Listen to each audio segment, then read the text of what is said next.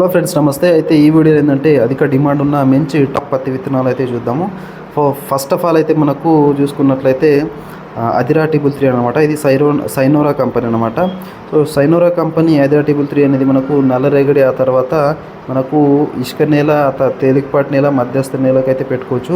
1:3 పద్ధతిలో పెట్టడానికి చాలా అనుకూలమైన పత్తి విత్తనం అయితే చెప్పుకోవచ్చు.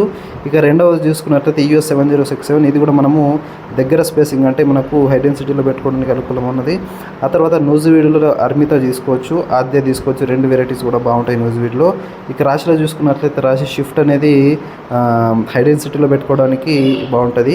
ఇక 659 అనేది దూరం స్పేసింగ్ అంటే లో డెన్సిటీలో పెట్టుకోవడానికి అనుకూలంగా అయితే ఉంటుంది. ఇంకొక సీడ్ కనుక మనం చూసుకున్నట్లయితే రేవంత్ అనమాట, ప్రవర్ధన్ది. ఈ రేవంత్ కూడా మనకు హై డెన్సిటీలో, ఆ తర్వాత దూరం స్పేసింగ్లో పెట్టుకోవడానికి, నల్లరేగడి తేలికపాటి నేలలో కూడా మనకు మంచి దిగుబడిని ఇచ్చే అవకాశం అయితే ఉండడం అయితే జరుగుతుంది.